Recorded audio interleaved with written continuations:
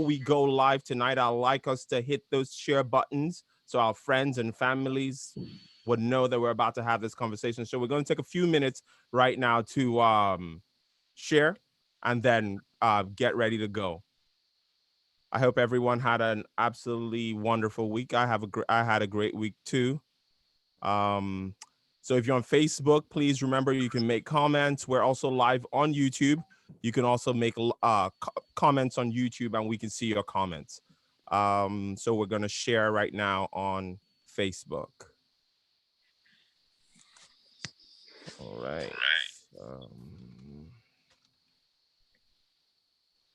I hope everyone had a great day. A lot has been going on in the news.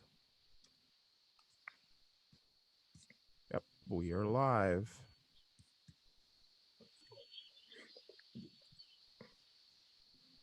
We are live. All right. The theme for tonight is Africa. 1 second. Shut that off. Great.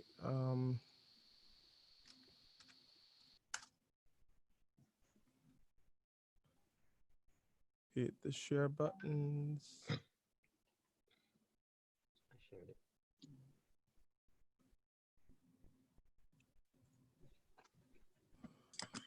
All right, we have one more place. I hope everyone is sharing or done sharing. We're about to go live right now.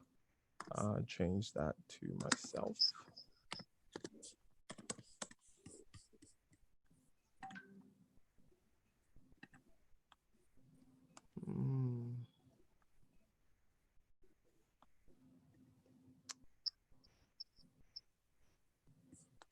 All right.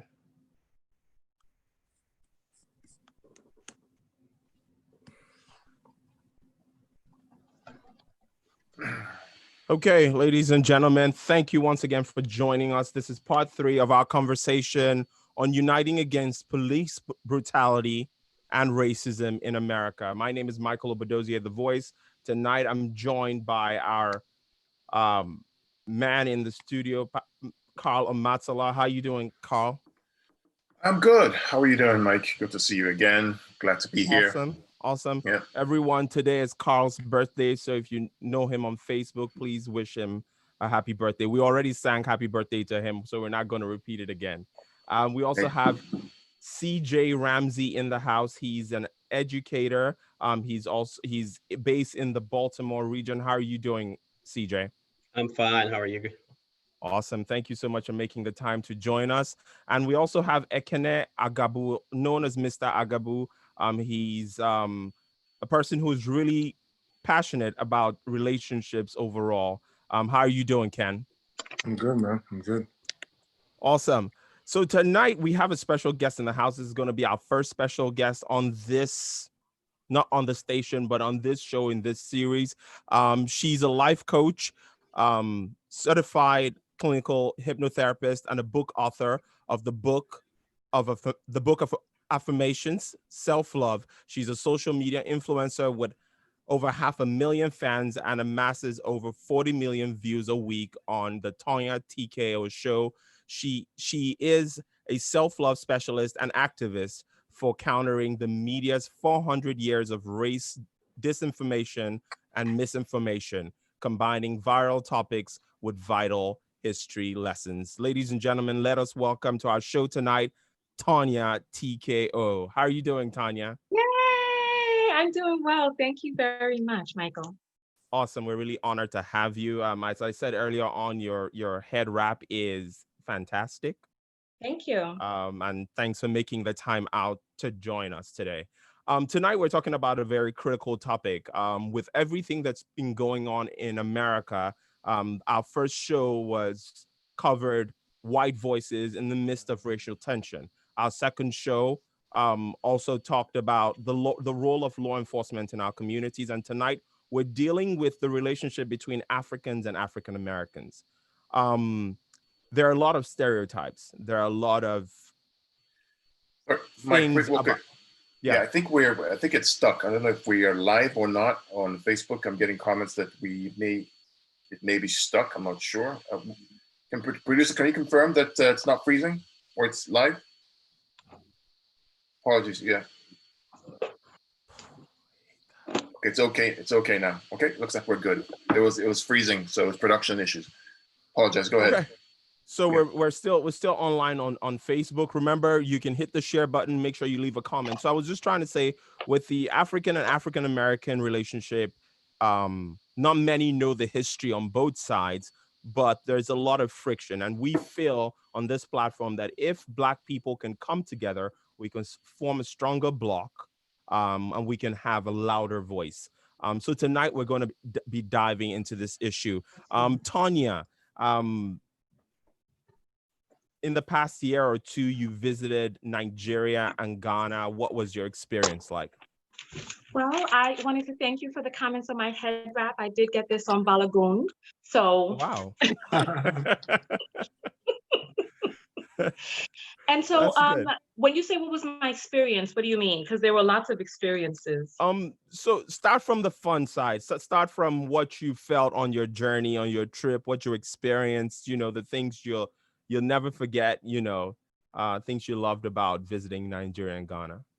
Well, I say the first thing is it was really nice to be surrounded by Black people, people who look like me, people who I look like them, people who look like people all around me. It was an amazing experience. It was amazing.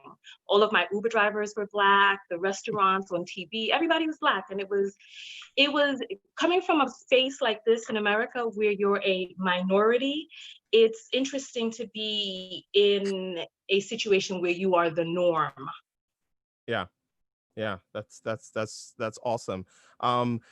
Over the past, I think sometime last week, you made a video, you put out a video that has pretty much at this point gone viral, and you were addressing certain issues about certain comments that are made by Africans in Africa about the African American experience, and kind of highlighting certain stereotypes. Can you give us a specific thing? What happened to trigger you to make that video? Okay, well, I'm Caribbean American, right? Okay. So my father's Caribbean, my mother was American. And when I made that video, it wasn't about, and that's one of the things that people misunderstand, it wasn't just about people in Nigeria making these comments. And it wasn't just one comment. So all throughout my life, even growing up as a Caribbean person, people from the Caribbean will say things about African Americans. I was really stunned to also find out that, where we descend, that people in Nigeria were also saying these things. Now, in a place like Ghana, it's different. For some reason, Ghanaians are very welcoming and very open, and there seems to be a bridge that is bridged between African Americans and Ghanaians. But what I found among Nigerians is, because of the state of what's going on in Nigeria right now, and what has been going on since colonialism, there seems to be a sort of resentment, is that the right word? A resentment towards African Americans that are not, quote unquote, taking full advantage of everything that exists over here, not really understanding just like a person can have a colonial mindset, not really understanding that there are people here who are still mentally enslaved. And that though there are some people who are mentally enslaved, that the vast majority of African Americans in this country have fought really hard to be able to get the liberties that we have now, because trust and believe, Caucasians did not want us to have the liberties that we have now. They wanted things not only to stay the same, but they wanted them to regress, with them being in their position of superiority and us having no rights whatsoever.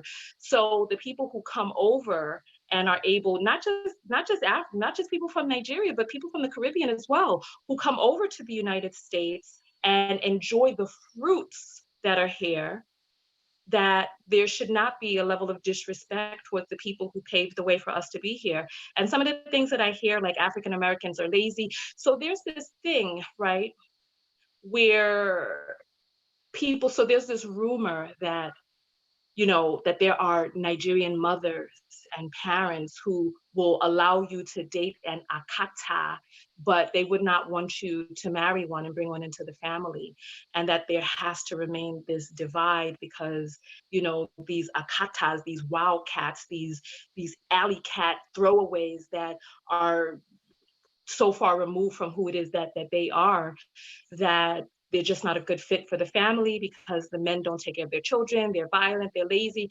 When I made the video saying that the people were white identified, what I meant is, you know, identifying with that white supremacist point of view, with the black on black crime and Tyrone and thugs and hoodies and baggy pants and all of this stuff.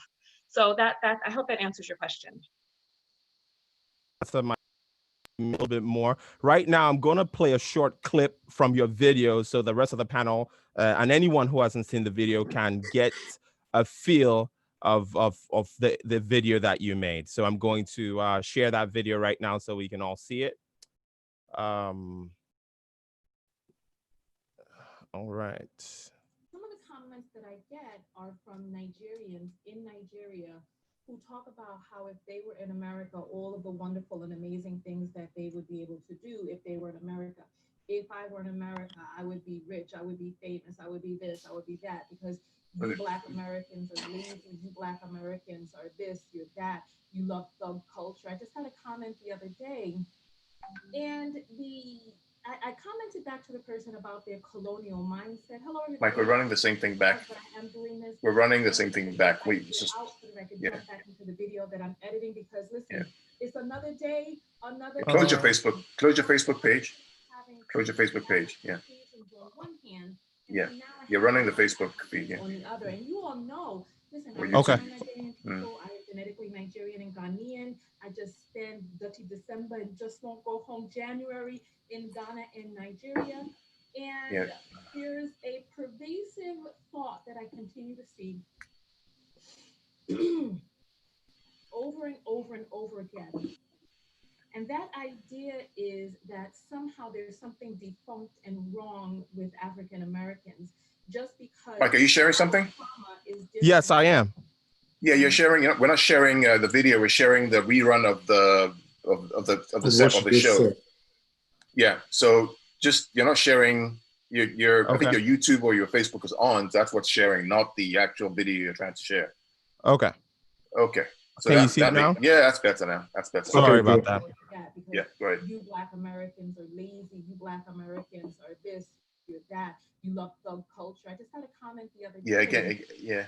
And I commented back to the person about their colonial mindset. Hello, everybody. I am doing this live, but I am doing this just to get this idea out so that I could jump back into the video that I'm editing because, listen, it's another day, another Karen. So I'm constantly having to battle Caucasians on one hand, and then now I have to battle Africans on the other. And you all know, listen, I love my Nigerian people. I am genetically Nigerian and Ghanaian. I just spend dirty December and just won't go home January in Ghana and Nigeria.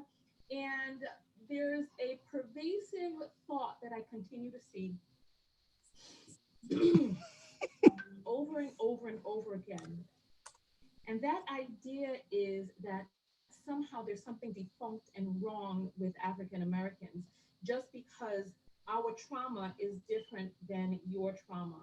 And as I was editing this video, I realized, listen, the only reason why your Black ass would be able to come over to America and be able to do anything is because of the hard work, the blood, the sweat, the fighting, and the dedication of African Americans who on this.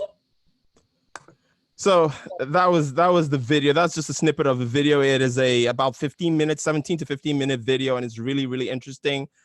She said a lot of poignant things. So I want to go to Kenneth first. When you first saw Tanya's video, what did you think? She was on the money. She was 100% right.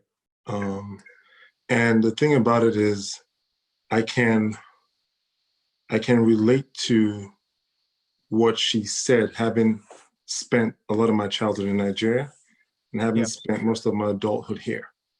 The thing about it is this, it's one of those things where you have this pressing need to now feel superior to someone else. instead of now recognizing that, hey, these people are actually me. I might play a part for them being here or being this way. It is true, however, that when you come from Nigeria or Ghana or wherever, and you're coming here as an educational immigrant, you somewhat have that sense of privilege. You have that privilege. It's never a thought that, hey, I hope I can finish college. It's not an accomplishment to finish college, because that's what you came to do. But where we miss it is we now come here and try to create another class of Africans. We now call ourselves Nigerians, we call ourselves Ghanaians. We don't identify with African Americans. Even when we become American, we say we're Nigerian American. What we're doing is we're creating a different class of Black folks. So we take pride in, hey, we Nigerians are doctors, we Nigerians are pharmacists. We all have to now be one and say, you know what, we African Americans are pharmacists. We African Americans are doctors. It doesn't matter if you just came on a boat, you came on a plane, and they came on a boat. Them coming on a boat gave us the opportunity to be here right now. And most for me personally, I wouldn't want to be here if I'd not see a Black person successful here. So I think she hit the nail on the head with the video. I think I can relate to what she said. And it's something that I personally have had to reflect on in the last 2 weeks and say, hey, listen, man, I am not separate from these people. I'm not different from them. My success is their success. Their failures are my failures too. So it's not them who are thugs, it's we who are thugs. It's not them who are uneducated, it's we who are uneducated. And on their side, they are also educated. Looking at me, they should take the good I have, and whatever bad because of what's going on right now and how they're depicted in the media, we have to own that too. We can't separate ourselves from them and then want to now make ourselves a class above them. So I totally agree with what she said. Yeah. Thank you, Ken. Thank you very much. CJ, when you watched the video from Tanya, what was your reaction? What did you think?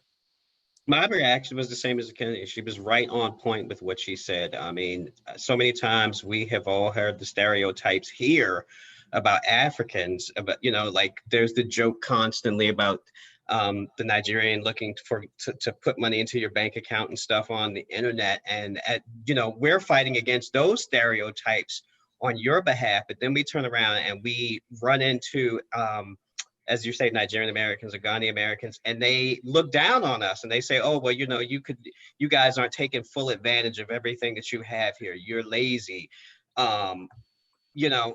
And when I sit back and I hear this, I'm like, no, we're not. We're fighting day and night to change these stereotypes that you all hear. But the other thing is, you know, I try to get people to understand is, where are you consuming your media from? Are you just watching something that comes on Fox News or MSNBC or something that comes up in a flash on Facebook? Or are you actually doing some research to find out what's going on in these countries? Because if you're just looking at what's coming across the media, I mean, in Nigeria, of course, you're going to think every Black American is a thug. They, you know, they have 20 baby mamas, or they're incapable of sustaining a family. And just like on this end, you know, you look at what goes on the media here, you would think Nigeria is this low third world country that has nothing going for it. Yeah, yeah. Thank you very much. But one thing I want to say before we go to Carl is that I'm not going to lie. When I first came to this country, I had the same opinions, the same stereotypes, and it took me a while to learn about the history of America, because in our last show we addressed the fact that the history is not readily available. It's not taught in schools except you go take a specific history class. It's not public. It's just, hey, these neighborhoods here are low income and that's where the Black people live. So you begin to form believe the stereotypes until you come in contact with someone or some situation that truly enlightens you. Carl, what did you think about Tanya's video? No, I mean, it's funny because I remember before I watched the video, I was discussing the same thing with my wife about the ignorance and sheer stupidity of many Nigerians and Africans who do not take the time to understand the issues that were fought for hundreds of years that allows us to even come to this country. It's funny, I was talking to her about it, and I saw Tanya's video. I'm like, this lady is 100% spot on. And the reaction I got from social media to my comments about her being spot on by people who I even think were educated was exactly what I was talking about. The ignorance of not understanding that the reason why your black ass is here is because somebody paid the price in sweat, blood, and tears on the ground here. And so for me, my enlightenment really came years ago when I was opportune to work in Ghana. Now I'm Nigerian, right? I worked in Ghana for 2 years, and I went to Elmina Castle. Now, Elmina Castle is one of the forts where it's the one that Nancy Pelosi went to a couple of years ago. It's one that a lot of African Americans go to when they go to Ghana to go visit. I went to Elmina Castle, and when you go to Elmina Castle and you go to the dungeons or the point of no return, you go into that place. You see the walls where the place where they kept the slaves. And Michael, till today, you can smell the stench of blood, sweat, tears, and pus. Even till today, it's pungent. Wow. It's smelling. And you see the balls of chains that were there. And right above there, you have a church where it's written where God lives. And you ask yourself the question, what would it be like for someone to be sold or stolen into slavery to make that journey over thousands of miles over water to a land where you know nobody, you're captured, sold, and you survived that experience for 400 years? Well, how would I react if I was an African American? Now, I'll tell you this. Remember the 1980s? Remember the whole Ghana must go? Yes. In Nigeria, right? Yeah. If African Americans were Nigerians right here, none of us would be able to come here and get a job. Because what's happening in South Africa, right, against Africans would be happening right here. But the benevolence, the solicitude, the open heart, the large heart that African Americans have to welcome us here as brothers and sisters is often forgotten. Yes. Without the suffering that they went through, right, we would not be able to come here. We as Africans need to understand that and begin to reconcile ourselves to our brothers and sisters. It's the only way. Tana made a good point earlier on about Ghana. Ghana seeming to be able to be open, right, and embracing the year of the return. And Nigeria is still in the dark ages for the most part. You know why Ghana is prospering right now? It's because they've reconciled and understood that in order for us to move forward as Africans, there has to be reconciliation. I wrote an article I sent to you a couple of weeks ago, about what I call the Joseph paradox, about the Joseph and character in the Bible, right, that was sold into slavery by his brothers. And not until when they reconciled back to Joseph was there peace and prosperity in the land. Not until Africans reconciled African Americans and understand that we're all kindred will there be growth in Africa. And I'm saying it till today, until that happens, we're not going to progress as Africans. I don't care what happens. I don't care how many loans we get. It's not going to change. We need to understand the context of what our brothers suffered, and we need to identify with them and fight the same struggles they're fighting. That's my 2 cents. I want to tag on to something. I mean, Carl, totally on point with what you're saying. But there's something CJ said about the stereotypes. And he talked about when African Americans are perceived to be lazy, blah, blah, blah. This is the point. This is an intentional point that I've made in the last 2 weeks. Yes, there are African Americans who are lazy. Yes, there are African Americans who don't go to school, but there are reasons why that is. And we cannot separate ourselves from them because of that, when we have something that can change that for them. So what I'm saying is, you see an African American whose forefathers were slaves, probably live in poor neighborhoods because of segregation and redlining, right? Go to school, father's in jail, and you're asking why he dropped out of school? Right. I'm not going to judge that kid who dropped out of school. It's my job to say, hey, that's my brother. That's someone that, you know something, I can partake with, recognizing what his forefathers did for me to be here now. Yeah. So the key thing is, I'm not here to paint the perfect picture about descendants of slaves. It's tough, it's hard, but I'm saying we should not separate ourselves from what they're going through. Right. That's right. That's right. Go ahead, Tanya. This is my first time on the program, so I'm not sure how things go in terms of when we want to speak up, et cetera, because there are a few things that people said that I wanted to address. But since Carl is talking, I definitely want to jump in right there, because it's troublesome for us to continue to call these people quote unquote slaves, because they were not slaves. They were enslaved Africans. They were people who were enslaved. And when we talk about my ancestors, we're talking about your ancestors as well, True. because That's there right. are family members that are still left back in Nigeria. There were family members that were stolen and trafficked. So there are family members that are left back home, and their family members were trafficked away. So they were not, when we call them slaves, it dehumanizes them, and it makes it seem as if their existence started, began, and ended with being a quote unquote slave. These were enslaved Africans. These were people. These were human beings. These were our forefathers. These were your forefathers. So I just wanted to say that. I also wanted to address, the, I think, Ekene, I believe it is, Yeah, can I? Yeah. who was talking about how, you know, that that you all should consider yourselves African Americans and that there is no difference. And I think that I don't agree with that. You know, I think that people's cultures are beautiful. You know, I started a matchmaking business to be able to match people interculturally with Africans in the diaspora, because I believe that culture is important. I believe that honoring where it is that you come from, and the habits and the foods and the dance and the music, that all of those things are important. And if you're Nigerian, if you're Ghanaian, if you're Guyanese, if you're whatever, if you're from Trinidad and Tobago, if you're from South Africa, if you're from Uganda, be proud of that. You know, Yeah. if you're here in this land, there's no one is telling you to toss down your flag. What we're saying is we are all Black. We're all Black. Yeah, we are. Tanya, to respond to that, I get what you're saying, but here's what I was saying. We use that to differentiate ourselves from the Akata. That's my point. So in different communities, we take pride in the fact that, oh, I'm Nigerian, we're Nigerians, so we're all doctors. And we use that to create a different class for ourselves. So I'm not saying that we disregard where we're from. We should use the knowledge of knowing where we're from to give that confidence and privilege to our brothers who are here, who don't have that knowledge or who don't have that link because of being enslaved. So I shouldn't want to come here. I'll give you a true story of what happened about 20 years ago in college. I was an RA, it was opening day. We received all the new freshmen coming in. And this Nigerian father, we spoke, and he figured out I was also of Nigerian descent.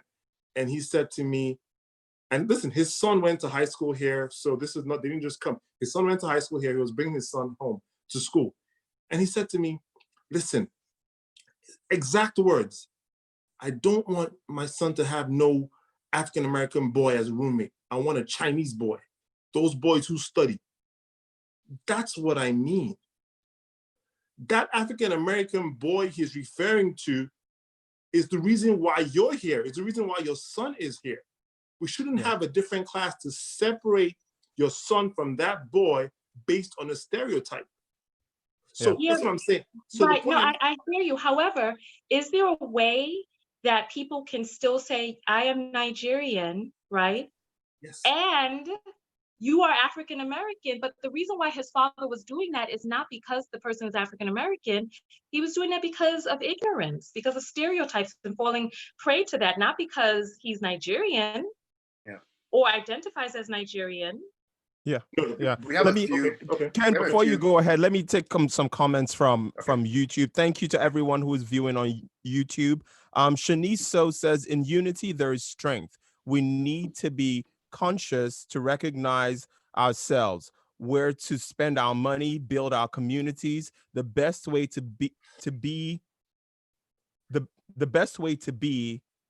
defeat racism is for Blacks to unite.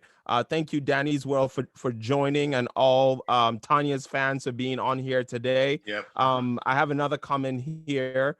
Sandra Queen says there is a huge difference. I believe she's saying there's a huge difference between Africans and African Americans. And we have another comment here from Fidelia. Uganda is the house. Okay, she's just hailing Uganda. So, but Carl, you were about to say something. No, I think Tanya's point is valid, and I didn't, and so is again. My bottom line is I've committed myself to be a bridge builder, right? I've committed myself to try and bridge the gap because I told you, Mike, a couple of weeks ago, I actually, in my mind, took the journey, right? 400 years ago, I took that journey, and I imagine myself being stolen, right, from a village, wrapped up into some fort, put on a ship, surviving that journey, getting here, being stripped naked, and basically being sold. And then now imagine this, right? Now imagine this. Imagine that you are now amongst 1,000 other Black people who are enslaved. You don't speak the same language because it's all from different tribes, different countries. You're trying to figure out who's who, what's what, what's happening. And then the moment you now marry someone, right, you now get along, you start having children, they strip you apart and separate you again. And so now someone 40 years later is saying, oh, these people are lazy, they don't understand what's going on, how come they don't work, they're having so many children. What do you expect after 400 years of the same thing happening year upon year? So my point is that we need to really understand the context of what's been going on before we pass any kind of judgment, or even before we even try to even resolve the issue. If you can't understand the context, how do you now begin to resolve the issues about building bridges? When I started my business years ago, Mike, I came back to the US. Yeah. It wasn't a Nigerian guy who gave me my first capital to start my business. It wasn't a white guy who gave me my first capital to start a business. It was a Black guy. I remember his name, Hank, right? Hank was the guy who actually gave me some money to start my business from zero. When Nigeria, that I went to with all my money, had basically chopped up my money and left me half dead. It was an African-American brother who gave me the opportunity to start my business and do well. So who am I to now to say, oh, because I didn't come here like they did, therefore I'm somehow better than them? No. So what I'm trying to get to the point is the fact that we as Africans need to completely understand what's going on. Why is it that right now we have more voices in Europe crying out for Black Lives Matter than we do in Africa? Why? Yes, there have been some Ghana strike, but why? Shouldn't we be the ones who are crying out for this? Is their struggle not also our struggle? So we really need to really begin to figure out why we are the way we are and how we can start to reconcile and build the bridges to make sure that we as a people can move forward in the one direction. The Chinese are doing it. The Japanese are doing it. The Jews are doing it. Europeans are doing it. Why not us?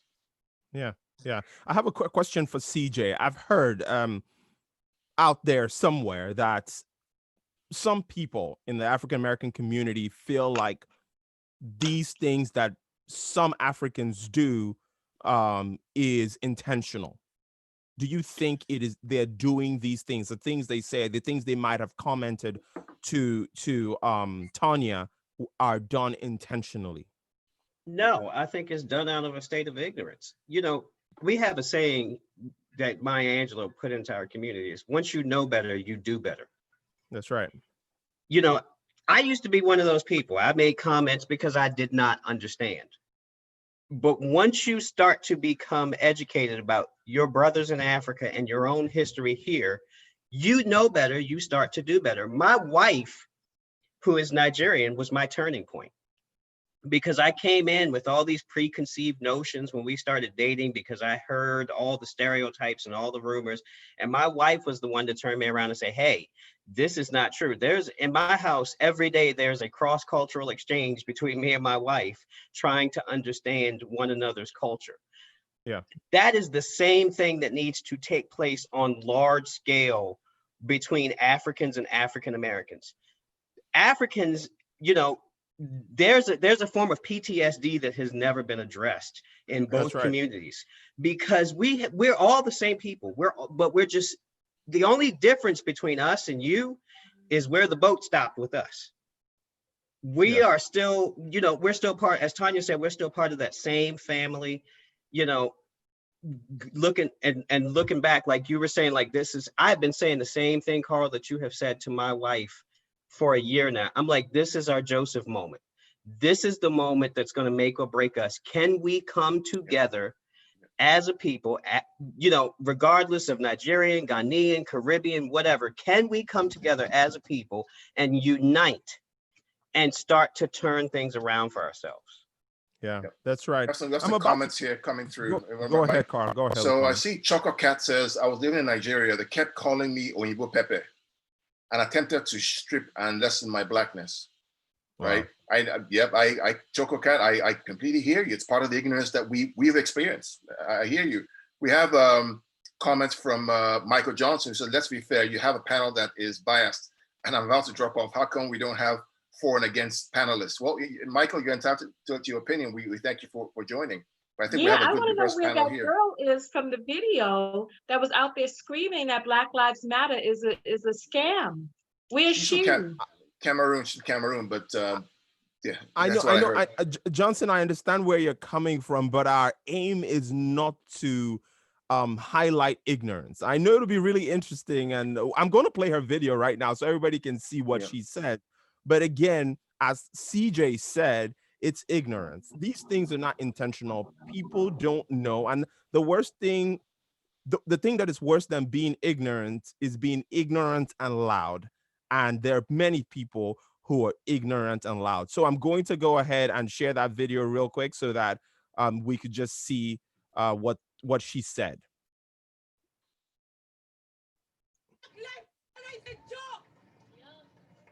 I hope everyone can see the video.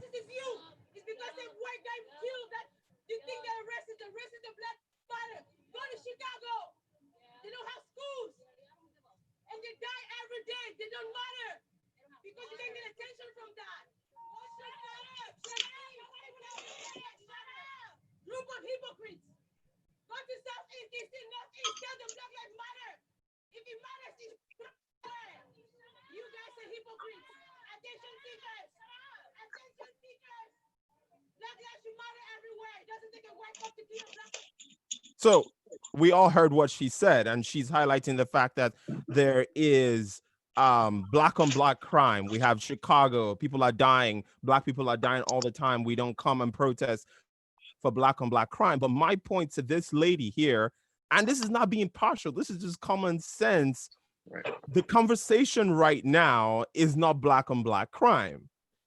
The conversation right now is police brutality. The police are supposedly supposed to protect and to serve, but each time they get into a little bit of any type of confrontation with a black person, they're either kneeling on the person's neck, slamming the person on the ground. Right.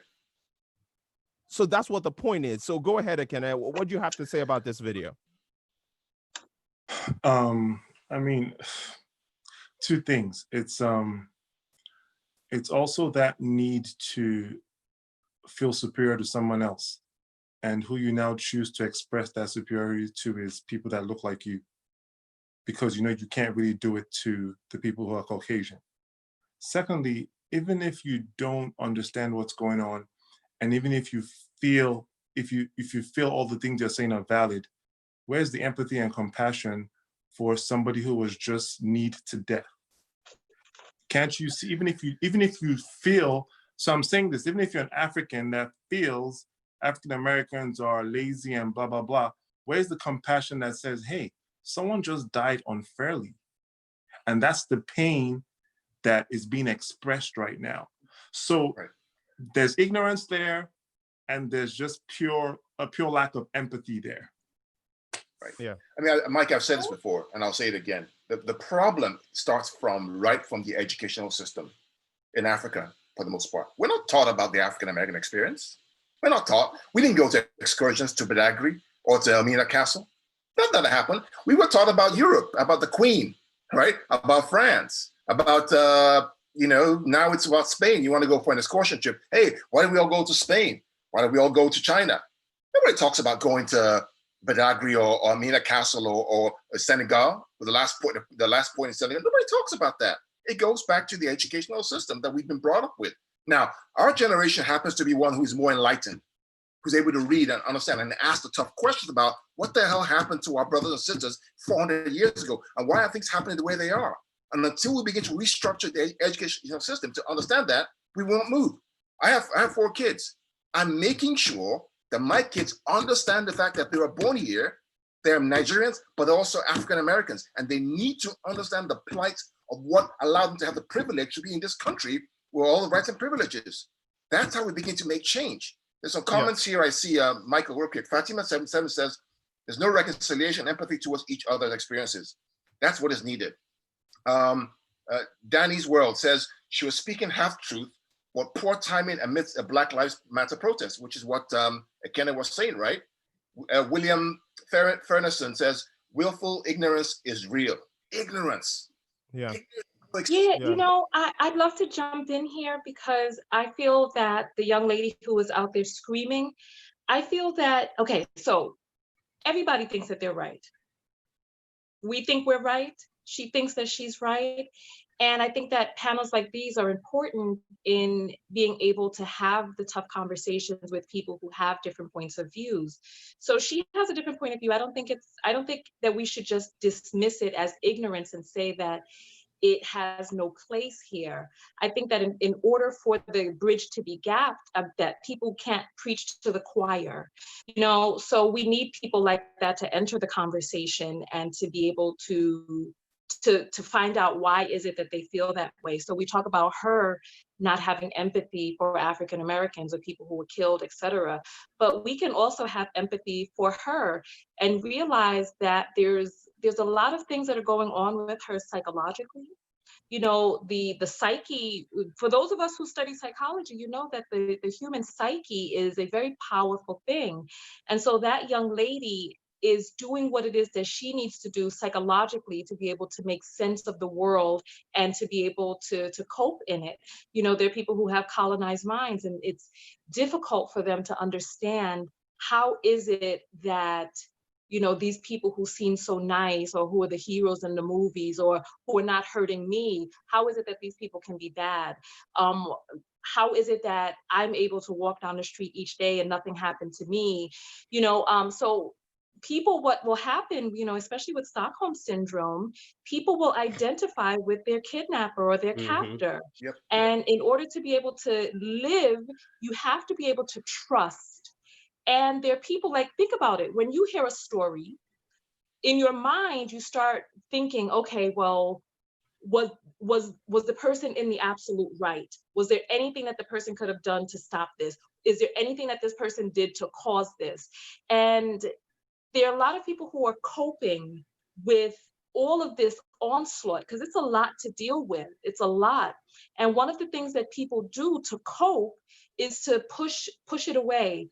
Try not to identify with it. Say, oh, this person caused this themselves, because it helps people be able to put it in a nice, finite little box that they can then deal with.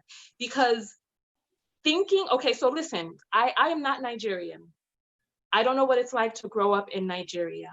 I don't know what it's like to leave a place like Nigeria and come to another place that I can see as a land of opportunities, and then also be angry in that land that there are more opportunities when there are more opportunities here than the opportunities that I left from, and trying to figure out how do I then make sense of, you know, having all of these opportunities and there's so many people here who are not taking advantage of it. From what it is that I hear, and to correct me if I'm wrong, from what it is that I hear, there's no free public school in Nigeria, that there's no free public lunch, and that the people who go to school are elites. Is that true? Not necessarily. I mean, when I went to free college. In fact, a lot of my friends who are doctors who come here to be medical doctors actually had free college in Nigeria. So, and it was pretty good. It was pretty good. The issue that we have, in my opinion, is one of the lack of education. When I mean education, I'm not talking about going to school and learning about a book about Badagry. It's about getting involved and understanding the context of exactly what happened, right? And being able to identify with that issue and understand the reason why people behave the way they behave. Right? I know a lady, a friend of mine, who left her corporate job in a big accounting firm, right? Successful lady, right? Left her job, right? To help kids in downtown Baltimore, who's Nigerian. Why? Because she feels that she can use her life, right? To help kids who may not have had the same exposure that she had. That's building the bridge. That's identifying with our brothers and sisters to create the next generation of people who don't see Nigerian and Ghanaian, they see Africans and want us to all work together as one. So there's some more comments here that we see here. I just want to make sure that we can address some of the comments, Mike, if you don't mind. No, that's cool. There's a comment here from Shanice Sao. Her problem is that AAs bully Africans, even in adulthood, especially in the workplace, okay? Reef 219 says, yes, she still needs us and should not turn our backs on her just because she said something we did not like. True, right? It's about education. One more from Leslie Hendrickson. Candace Owens syndrome. Yeah. So Yeah. I So want so to go. I want to say something about that. I want to just kind of say something about that lady, and this is the context. Okay, I want to put it in. Imagine that lady being a DSS worker in Baltimore City. Mm. Imagine that lady being and having to see these poor Black people who she claims are lazy, and your job is to help them and provide them resources. Mm. With that kind of attitude, you can't do your job well. Yeah, she can't even do that job. She wouldn't take it. She wouldn't do it. No, Well, but we I'm don't know saying, what job she has. For all we know, she could be Candace Owens' assistant. no, but the key point of what I'm trying to say is the same thing that happens when we accuse the white person of separating themselves from us and judging us is what she just did. Yeah. So what she does is she dismisses you based on a stereotype and says you're not pulling your bootstraps up, you're lazy, you're not doing this. Imagine her in a position of power where she has to serve African Americans who are poor. Yeah. So, And go ahead. Ken, one of the things I wanted to say is let's talk a little bit about some of the African American to African stereotypes. Okay, so when I came to this country, so pretty much in the first year of being in this country, I joined the army, and I think there's something about a recent migrant that comes here we don't see sometimes when there is some type of attack towards us. But over the years, I remember what was done to me, and it wasn't done to me by white people. It was done to me by African Americans. So I had a better, in my mind, I had a better experience with some of the white people that I met in the military. Whereas, I was told that I eat, by African Americans, I eat monkey hips and rice. I was an African booty scratcher. I was an ashy African. They said all types of things to me too. So with Carl and Ekene, did anybody go through any type of these stereotypes being thrown at them? And for me, I just thought it was, funny. I thought it was funny. I did, but now being more conscious, I was like, wow, that was nice, but go ahead, Carl. Oh, Ekene. Can I go first? You know what? Of course, I get it on the basketball court sometimes. You know what I'm saying? I get it, but I dismiss it as juvenile stuff because nothing there is going to change. You know what I'm saying? It's not going to change my life in any way. I get it. It's like high school stuff. If you're in high school anywhere, people make fun of you, or they look for things to make fun of you on. So I don't take those things to heart. I've had the Coming to America one. Are you Eddie Murphy? And do you know why I was Eddie Murphy? Because I put a Bell Atlantic phone in my room. So it's gone both ways. My African American roommate didn't understand that I could just get $100 and install a phone. It's gone both ways. So there's good. Some will look at you and think, oh my goodness, are you like from a tribe? Do you have lions? Like, it doesn't matter, but it's not. I don't think it's harmful. I don't think there's an intent to make you less than human. I take it as juvenile. I've had African American women in my corner, African American men in my corner, rooting for me, giving me opportunities to advance in different areas of my life. So yeah. I balance everything out. I've never felt, let me put it this way, an African American has never made me feel less than who I am. It hasn't happened. Yeah, you know what? I have a different point of view, and I think it's important to not minimize what the jokes that people are saying. I think that it deserves to be looked at. Like these jokes, African booty scratcher, and all of these other things. And I think it's important for us to get to the base of where these stereotypes are coming from. Why are people saying this? And I think that there's a deliberate effort in the promotion of images that come out of Africa that hypnotize people's minds into thinking a certain thing about Africa. And so when I talked about in the video, when I talked about the docility that existed inside of a lot of the Nigerians that I spoke to in Nigeria, and and people saw me in that video screaming, and they were like, "Oh my God, what, this woman, she's screaming like this," right? I think that there are some things that we just can't let wash off of our backs like water off a duck's back. I think that it's important to address these things, get to the base of it, and see what it is that we can do about it. And from what it is that I'm hearing during this conversation, I'm seeing that the next conversation needs to be with who knows somebody in the government of Nigeria who can start to implement African American history inside of the school. So if people are learning about the Queen and all of this other stuff, so in Nigeria, what can we do to create lessons for what happened to people's stolen ancestors?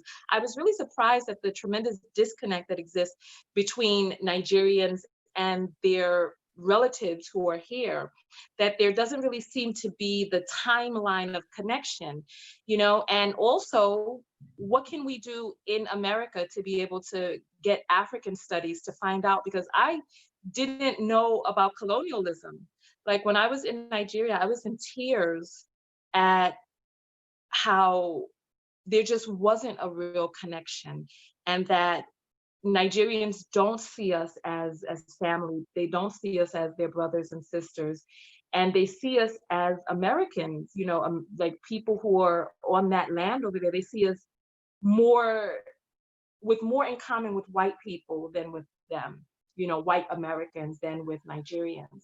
And so I think that it's important that we have education on both lands. Yeah. So Well, Tanya, going back to just talking about that education point, as someone who worked in the school system, the first thing that we have to get our people to understand about education is that our life did not begin with slavery. Like, I can go back, I'm not that far removed from school that I don't remember being in classes and learning about our history. And the first thing we start learning about is slavery. It wasn't until I got to college that I started to hear about Sudan and Egypt and other countries and how the impact that they had on the world. We need to stop this thing of, American history versus African history versus, Nigerian history. It needs to be world history. We need to learn about our place in this world. The other thing that I want to say is, it behooves us to show up to things. So, one of my biggest frustrations when I was a teacher, when we were working at Howard County, was to try to get African studies into the school system. And we would sit through meeting after meeting after meeting, and we would say, we need these classes. And we would hear the same thing. We don't have funding for it. That's going to require us to get someone new to teach it who understands it. And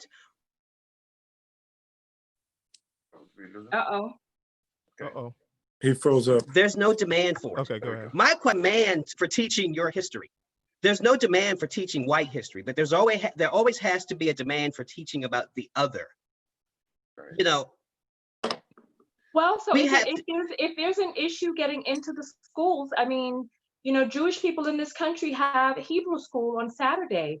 I mean, if we're not going to be able to get into the Board of Education, then what is a way around it? Because if the issue is lack of education, then there could be something else that can be done. Right. Yeah. There's a part I don't want to. There's a part that I guess I'm extremely, and this has been burning in me in the last 2 weeks. And I guess the part of what I'm saying is, Tanya, maybe I'll explain this. When a Nigerian, or I'll speak as Nigerian because that's what I know. When a Nigerian comes here and they're successful, honestly, by virtue of their success and accumulation of wealth, they blend right into the white communities, like real smooth. Like that's where you can afford to live, so you live there. That your lifestyle somewhat is similar to that. And what we do is everything we're saying about African Americans learning their history, knowing where they came from, it's right in front of you. It's right here. That's what I'm saying. It's right here. So instead of just running away into the white communities, nothing wrong with that if you can afford that and you want that, but don't separate yourself from the ghetto. Why not? The people in the ghetto, Don't separate yourself from the people in the ghetto. Don't see yourself as above them. That's what I'm saying. And you see, one of the things that I think one of the disconnects that we have is that you interpret different as hierarchical, above or below. But that's like a person can have can differentiate themselves between another without feeling higher or above them. But Tanya, that's what I'm telling you. That's what we do. I'm telling you that's what the issue is. The whole thing is to come here and be above. And the first target is the African American who's lived here. I'm being honest with you. So that, and I'm saying it's a thing to say. That's where that statement comes in. If they're lazy, they're into crime. If you want to take a poll, every Nigerian father will tell their kids not to hang around African Americans. He's right. I want to look at. I think it's part of a human condition, and what I mean by that is, think about South Africa, for example, right? You have Nigerian guys go over to South Africa. What's the complaint? They take our women, take all our jobs, right? That's what we hear, right? That's why you see recently the whole violence in South Africa. 1982, Ghana must go. Why? Because Ghanaians are taking our jobs, right? Now, even now, if you go to Ghana, there's this thing about Nigerians in Ghana, oh, they're buying all the property, they're doing all those things. There's a human condition that tries to separate and look for ways to elevate yourself above others. And it takes a conscious effort on your part and the person's part to break that bridge and find common ground where you can find common ground. And where you're different, exchange those differences. What are the common things that we as Black people need to understand and come together with? And that's, I think, the way forward. And Carl, just ahead, to add to what you just said, Carl, that is, we're now accusing the white people of having done that. And I'm saying we are doing that too. That's the point I'm trying to make. We, even though we don't have that institutional power in the United States as Nigerians, but we do that on a local level. We do that with what we say to our families and our kids and who to associate with. That's what I'm saying. But and I'm sorry to say it this way, but that's not just Africans, because there are African Americans who have made it and feel the exact same way. They say, I don't want you hanging around with those kids. I don't want you doing this. I don't want you doing that. There's this sense of, I have achieved and moved beyond this. That's not just Africans, that's everybody. America is, they give this belief of anyone can pull themselves up. Anyone can be better than what they were. But when they hit that point of, now I'm better than someone else, it doesn't make a difference. They're looking for the next target to prove, hey, I'm better than you. I can't say that that's just Africans. I know African Americans that do the same thing. They move out of these communities, they start making money, and they say, we're not like you anymore. I can't relate to what you do. Yeah, thank you everyone for joining us on Afrobeat Live on YouTube and on Facebook. Please, if you're on YouTube, please hit that subscribe button and also follow us on Facebook. Tanya just pulled out her fan, a very nice fan. And so I'm going to... Yeah, it's the comments I want to read. There's some comments I'd like us to read. Yeah, I'm going to read one of them here. There's one that I like. It's by Deep in Indigo. She says, and I've heard this before, meaning, I guess what Ekene was saying, I had a Nigerian friend growing up who was told he couldn't date me because I am African American, and explained to me that he was told to stay away from us.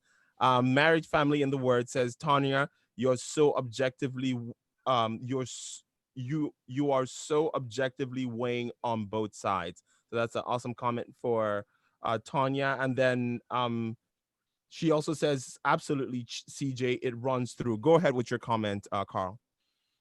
No, it's just looking at some comments here. Choco Cat says there are more poor white people in the USA than Blacks. There are some really great comments that are here. CJ's right, talking about education.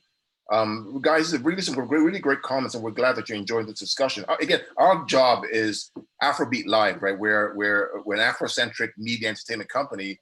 We do politics, sports, and culture, and our job is to try to expose this conversation and begin to build the bridges across the African diaspora.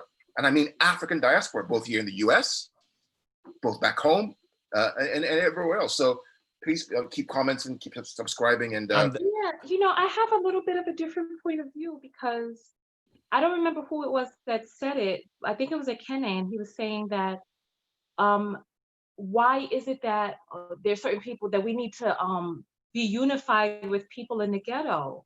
And I think that that is a really naive point of view. And I think that that's part of what holds us back. I think that for Black people, for some reason, we continue to try to unify with people across socioeconomic lines, across lines where of different points of views. And I think that we can come together with people who are of like mind and do what it is that we need to do. But I think that what ends up expelling a lot of our energy is trying to make people who are of a different mindset unify with us, and then beating our head against the wall, wondering why they won't unify. Okay. There are some African Americans who are very destructive. They're Okay. self-destructive. They hate themselves. They damn hate you, and they don't want any. So it's like, why are we going to fight to try to unify with people who feel that way? It's Okay. like, okay, so we are here. We are educated. We have similar points of views. What are we going to do? Okay, Because so Tanya, let me listen, I lived in Harlem, and I didn't understand that there are Black people who will pee in the hallway. There are Black people who sell drugs on the stoop. There's Black people who will beat you down, and they don't care. So it's like, we wasting time talking about people who are self-destructive just So because they got the same skin color. Tanya, I understand what you're saying, but that's not what I was saying. I was talking about the mindset of separating myself to be superior to somebody else. So let me ask you a question. How does Sure. it benefit a person who comes here from another country? How does it benefit a Nigerian to come here and be like, oh, I'm going to align myself with someone from the ghetto? How does it benefit them? How does it benefit them? Tanya, that's not what I said. That's not what I said. So let me clarify. That's not the point I was making. The point I was making was, when I see that person from the ghetto, don't separate myself for the sake of being superior to them. It's a mental thing. Don't think you're superior to somebody else because of their condition. That's the point I'm making. If you're in med school, you're not going to have a friend who sits on the corner throwing dice. No, you guys don't align. But don't separate yourself and think you're superior to the guy throwing dice because you had the opportunity to be in med school. Right. It's a mental thing. Right. I think what you know what though, but to a certain extent, and I know I'm going to be the bad guy here. I'm going to be the one to go out on this limb. I don't totally agree with that, and I'm going to tell you why I say that, because I've watched so many good people get pulled into somebody else's mess throughout the years because they did not have a sense of self and a sense of who they were, that they allowed themselves to be sucked in and dragged down by people. I think at a certain point, you have to have some small semblance of a sense of superiority about yourself so that you say, I'm not going to allow myself to allow someone to drag me down to this condition. Let me give an example of what I mean, okay? I was thinking about this. In 1992, 93, okay, there was a song, and this was back in Nigerian high school. There was a song, rap, Dr. Dre was hot then, Snoop Dogg, Ice Cube. There was a song, It Was a Good Day, Ice Cube, right? And there's a line in there. He said, towards the end of the song, today I didn't get to use my AK. I guess today was a good day. Listen, I memorized that song. I didn't know what an AK was. But guess what? I was attracted to the culture and the stardom of Ice Cube, or whatever it meant, and I identified with that. So what we wanted to do in the early 90s, every kid in where we grew up wanted to wear lumberjack shirts and baggy jeans and Dr. Martens or Timberlands. But guess what? Ice Cube was talking about Compton. So I can identify with it when it's on a record. But when I now come and I see people in Compton, I look down on them. I'm not saying go be friends with them. Right. But I'm saying, yo, you can't like it here and look down on them there. Because what Ice Cube was talking about was not being cool and fly. He was talking about the real struggles in the ghetto, which I only realized when I really figured out what an AK was. So what I'm saying is, we do this hypocritical thing of falling in love with everything African-American culture has expressed, but we look down on where it came from. So I'm not saying you go driving to the ghetto and make friends. I'm saying don't look down on them. You spoke about being superior. Don't be you're superior to no one. You might be superior to a condition, but we're superior to no one. And because we recognize that, that's why that person in the ghetto can find his way out of that situation. That's the point I'm trying to make. So it's a mental thing. And anybody who is Nigerian or has been around Nigerians will understand what I'm saying. That's separation for judgment. That's what I'm talking about. Yeah. So one of the things I was also going to say, just to elaborate on Ekene's point, I think he's talking more about from a collective point of view where we see Black people getting killed on the street and we just don't run outside and be like, the Black people are dying, Black people are killing themselves, Black on Black crime, where we empathize and we understand the effects of 400 years or more of slavery and then systemic racism now and all those things. We understand those things. So we're not like, oh, I'm not going to protest. I ain't got time for, ain't nobody got time for that. We have to empathize with what is going on in our communities. Yeah, but Carl, you know what? Let me ask a question. Why? Why though? Well, see, let me explain why, Tanya, right? Well, I want to know. I want to know why people feel that way. Let me tell you why we feel that way. Let me tell you why we feel that way, right? So we have to understand the context of why the struggles that African Americans face in America exists. Without that understanding, we will very quickly suffer the same issues that they've been struggling for the past 400 years. That's the point. And without understanding the issues that created that, we will make the same mistakes again in Africa, which is what's happening today. You went to Nigeria, right? Right? You talk about being docile. Why are we like that way after 60 years of independence? Why? Because there is a complete lack of education in terms of understanding who we are as Nigerians, not Yoruba, not Hausa, not Igbo, but a Nigerian people, right? And what our goals and objectives are. Until we get to that point, look at America. I'm Irish American, I'm Italian American. These guys still go back to Italy. They still go back to Ireland once in a while, but they're American. But the Europeans, they go back. Why aren't we doing that here? Some come here, they say, oh, I don't want to mix with the African Americans because I feel that I want to just get a job and do well, and then no. Well, first off, but you got to look at the system. I think we're oversimplifying it. It's not like somebody's grandfather came over here. We're talking about 15 generations. That's a long time. Yeah, and Tanya, let me, CJ, and Tanya, where does it stop? And how does it stop? I'm Nigerian, and I'm saying, for example, I am making the commitment to break that barrier between our kindred. And it starts by educating myself and explaining to my kids and to others who want to listen why it is the way it is today and what we can do to overcome it. Now, if we don't do that, then we're the most foolish race in the whole world, and we will never learn. If we can't look at a fort in Elmina, understand what happened in Elmina, then and trace the trajectory to what's happening till today, then we're the most foolish of all races. I mean, you know what cognitive dissonance is? I know what slavery is. I know what poverty is. I know what those issues are, and I see them today. Okay. So listen. I told you I'm not Nigerian. I was born in the brine. I was born in this mire. Are you sure? You look like a Chingwe. How funny. So listen, I don't know what that is, but it's a name. It's a name. It's an Igbo name. Oh, I see. Okay, listen to what it is that I'm saying, right? All right. Okay, let's say I did come over here after the fight, right? What sense it makes to go back and start fighting now when you could just smooth sail into the life of Riley?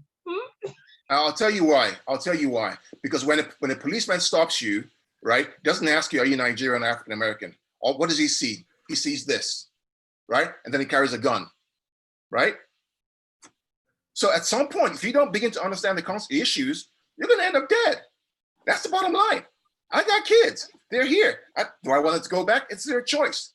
But I'm going to make the conscious effort on my own self to make sure I understand the issues at hand, trace it all the way back so I can better identify with the struggles that my fellow brethren are facing.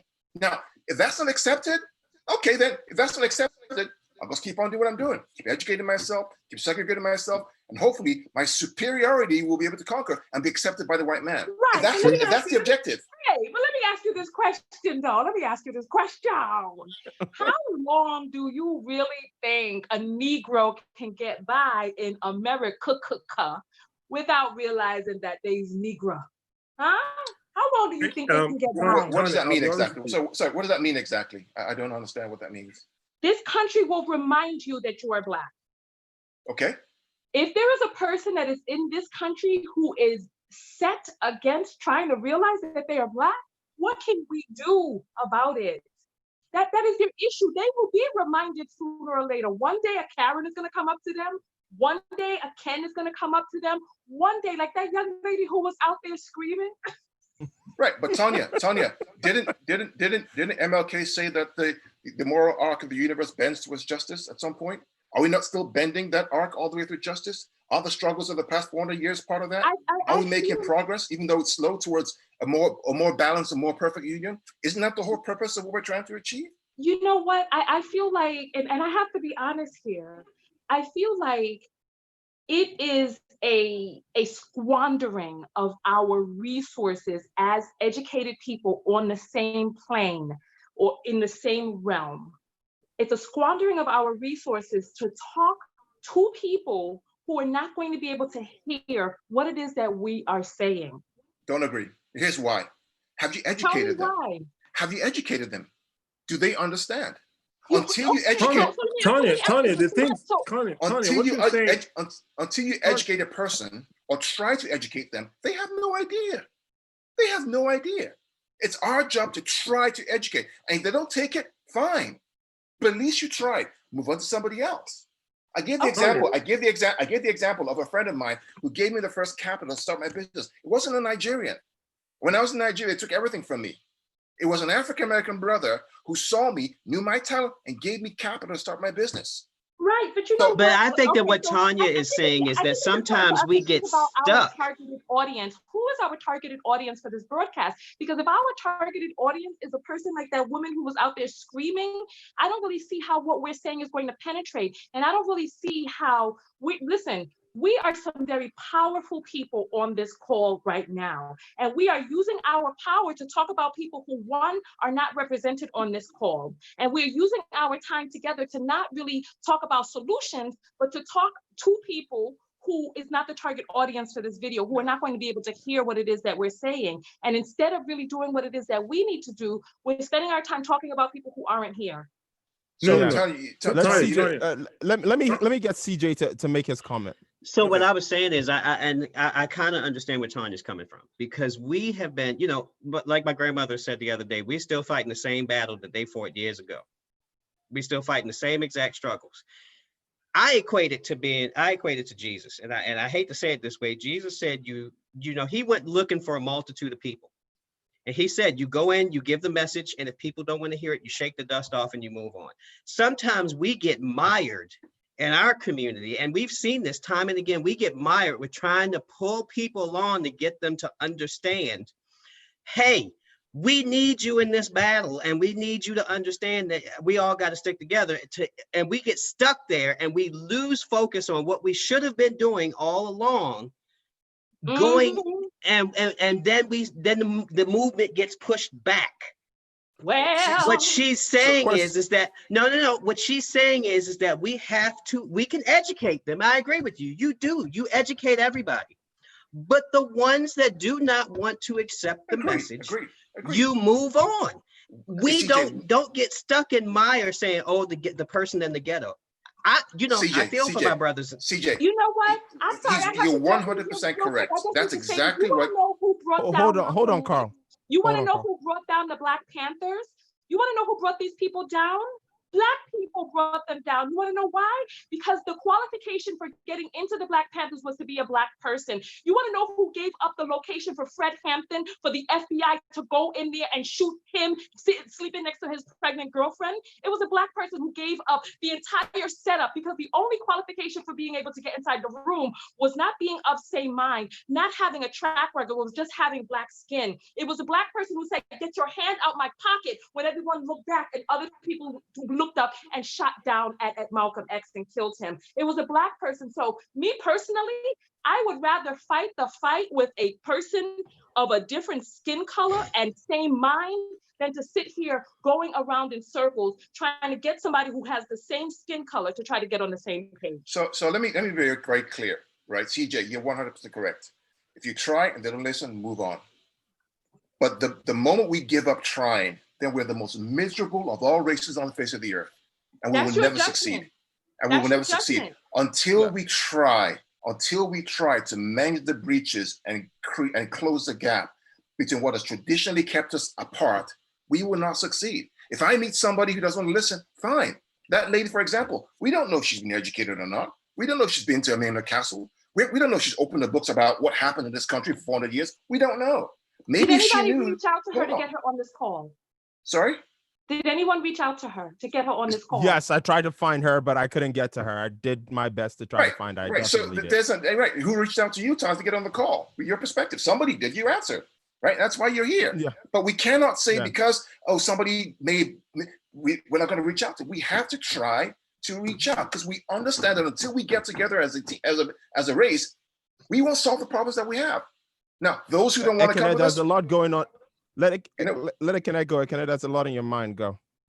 No, I think, Tanya, sometimes, and I think sometimes you asked the question. You said, "Who's the audience here?" The targeted audience, not who the audience is. The targeted audience. The target audience. Okay. In my mind, I'm speaking to that person like me, who's had the best of both worlds, lived well in Nigeria, and has come here and is trying to create a different class for himself above African Americans. And I'm saying there is no need to mentally separate yourself from people that paved the way for you to be here. That's what I'm saying. And I'm saying that, you know what? It's so easy for us to quietly do that and have our double lives and live well here and fly over whenever we want to, live well there and come back and ignore or put a blind eye to the struggles our brothers are going through.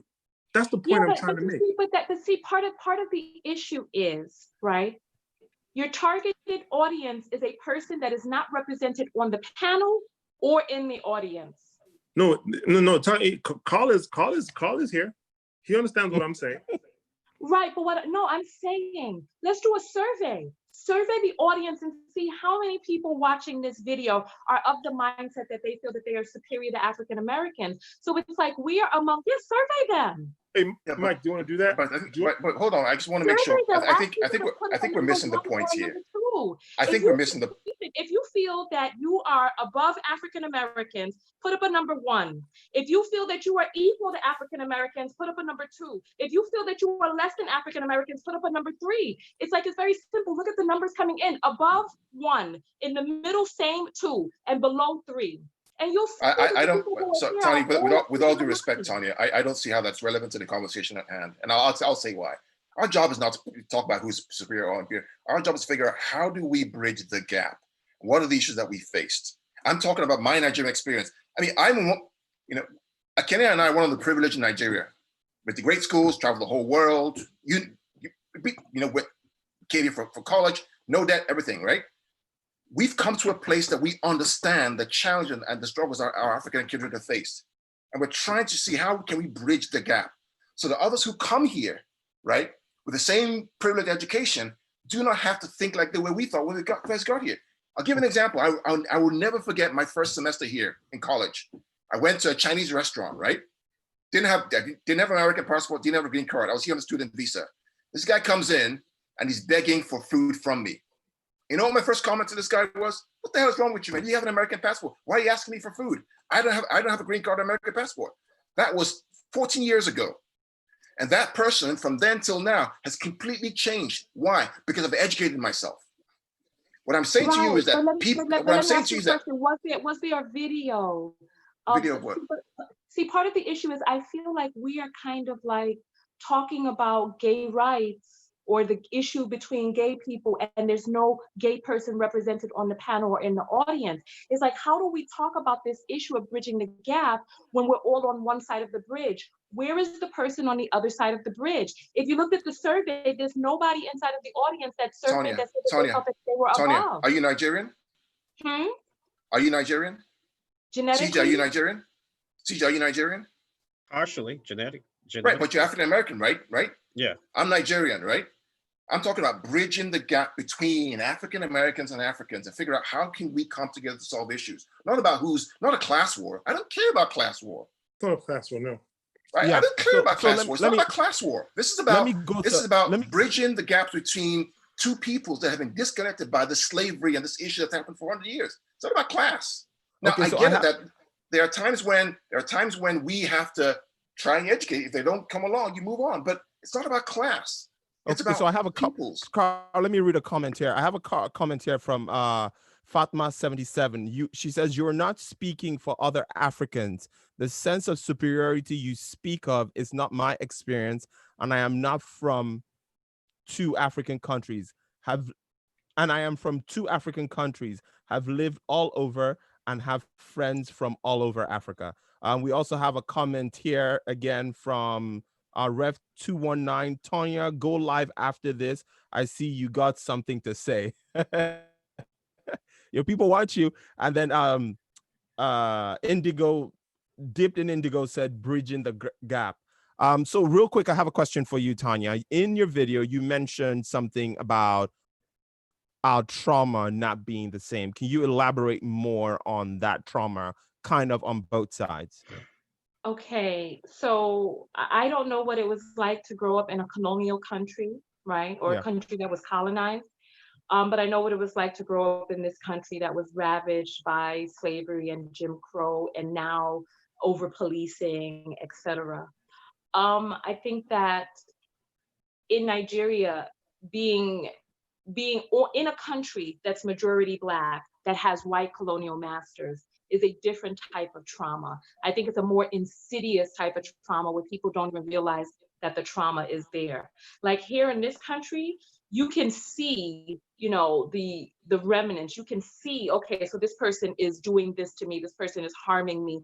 This person is killing people who look like me. They're lynching people. But I think in Nigeria, it's very different because there is trauma there. There's trauma associated with the government and how the government is treating the people, and so I think that it's easy for a person who was born into a different type of trauma to be able to see outside of that trauma. Like when I went to Nigeria, my experience is going to be different than a person who has been beat down by the Nigerian system. Like when I went there was a nihilism that existed in many Nigerians who had no hope of being able to ascend outside of their socioeconomic status, no hope whatsoever, that this is where they were born and this is where they will die and they will never be able to ascend from there. No hope whatsoever. And I think that for people coming into the situation with fresh eyes, because the trauma is different.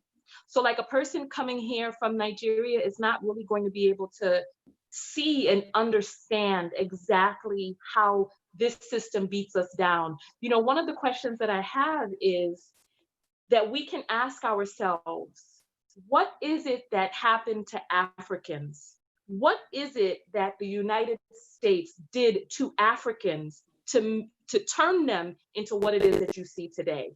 Because all of the wonderful things that we see and love about Africa, what is it that happened that got the people to, high out of wedlock rape and crime and poverty and low wealth and all of that other stuff? What is it that happened to Africans that got us to where it is that we are today? On this soil, what did this land do to them? Yeah. Well, I think that's exactly what we're talking about. Education. It's understanding what was done. And then until you educate yourself, you won't. One point I want to make though, Carl, I understand what you're saying about education. And again, I think it goes kind of back to what Tonya said, because education is looked at differently among the African-American community here. Because for years growing up in the African-American community, and you can correct me if I'm wrong here, Tanya, a lot of us here go to school, get an education, get a good job. Those are the three things that we always hear. Go to school, get an education, get a good job. But when you see people who have gotten an education and they're still struggling, and now they're in a worse situation since being educated than you were, because let's be honest, a lot of African Americans come out with high debt when they go to college. Okay, TJ, yeah. Let me correct. So education, TJ, it's not education to get a job. I think this is the issue. When I say education, I'm talking about educating yourself about the issues that have plagued people of color for 400 years. Why? What happened in Elmina Castle? What happened in Badagry? What's the lineage? What did MLK go through? That's what I'm talking about. I'm not talking about being a good chemist or being a good doctor or being a good engineer. No, I'm talking about understanding the root issue that's causing the friction in this society. That's what I mean by education. So if I didn't clarify that, I'm sorry, but that's what I mean. I'm not talking about getting a job as a doctor or lawyer, engineer. I'm talking about understanding why CJ has this mindset and the struggles that his parents faced and his grandparents faced, and self in his shoes to understand how he feels and how he thinks. That's what I'm talking about, CJ. Okay. And then one of the things I want to ask Kene is, what commonalities do you see between what is the common thread between slavery and colonialism or colonization? Okay, so the common thread is colonization is just slavery in your own land. Okay, so you weren't really taken anywhere. So they come and they own your land and they place you where they want you to be. Okay, in your own land. And then when they leave, you have no sense of ownership in your own land. So you don't build anything. You don't do anything constructive. You now destroy and consume. Likewise, slavery in the United States, you have no sense of ownership. Okay? So, but it's kind of different. You don't have access to the resources because you're not in control of the resources. When the colonizers left, a few of us had access to the resources and we squandered and we destroyed. And that now translates into corruption because you don't still feel like you own it. You feel like you gotta take it all, because you never had a sense of ownership. You never had a sense that this was yours. Yeah. So you haven't really the irony of it all is the most expensive real estate in Nigeria is where the colonizers built houses. Right. Till today. Yeah. So that's the common thread there. You have no sense of ownership. Yeah. Were the colonizers violent towards the people? I wouldn't say, and Carl, please correct me anywhere. I wouldn't say they were violent, but I think it was some kind of there was this mental conditioning that they were the ones who brought the value, and the way you internalize your value is by pleasing them. So I would answer that question. I would say yes. South Africa, when the Dutch and the British came to South Africa, how many Zulus did they kill? You watch Shaka Zulu, right? The movie Shaka Zulu? In Nigeria, were the colonizers violent? So South Africa? In Nigeria, she wants to be specific to Nigeria. She wants to be specific. Were they violent in Nigeria, colonizers? I don't think so. No, I don't think so. But I will say this, though, that they left us in a worse state than we found ourselves in the beginning, due to the division within the country, insidious selection of groups to rule the country. The joining of people who didn't exactly agree to be together.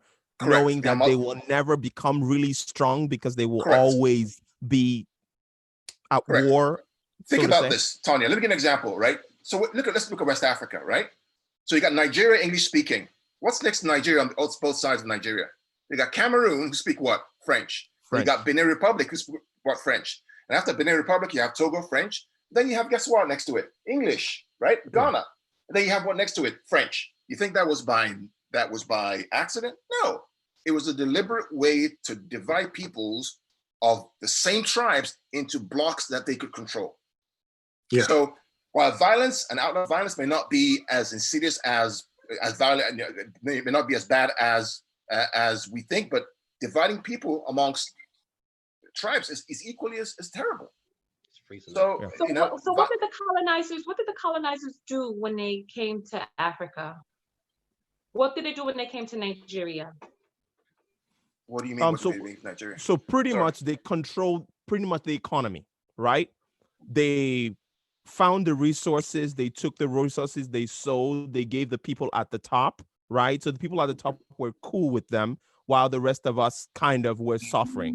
And they're still doing the same thing now with the oil, with all the resources. Whenever an African country, an African man, woman decides, I want to be strong for my people.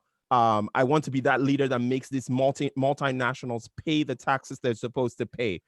We want to talk about our rights. We want to stand up for ourselves. They find a way. The West will always find a way to out that man or that woman. So it continues. They're the invisible people who empower the ignorant people to pull down the countries. So it's, for us, it wasn't, especially in Nigeria, as you're trying to find out, it wasn't violence, so to say, but it was a scheme to continue ripping us off. And there's still, because we always ask ourselves this, we have all the natural resources, the oil, the gold, the ore, but we're the poorest continent. The central bank of France, the central banks of the Francophone countries in Africa are taking all their monies, the contract they signed for their independence made them deposit their money into the French central bank. So the French economy is pretty much built on African money and African resources. And this was a contract that they signed into.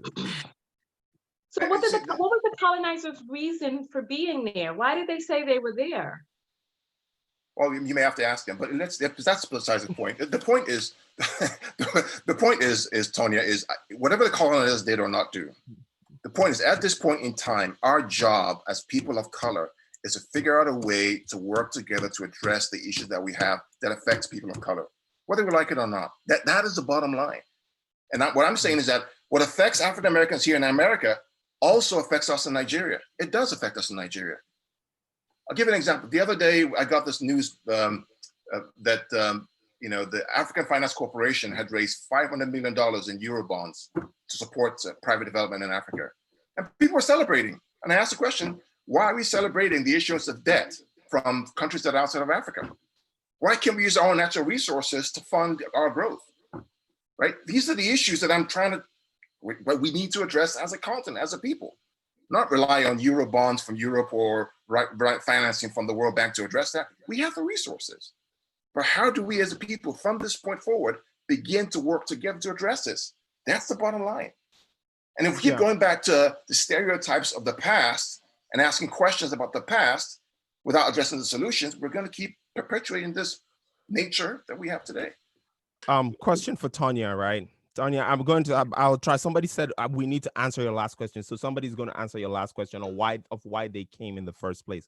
But Tonya, do you think that it's possible for Black people to unite? As in, Black people on the continent, Black people in America to unite, to have a stronger voice, to be one in some way, shape, or form?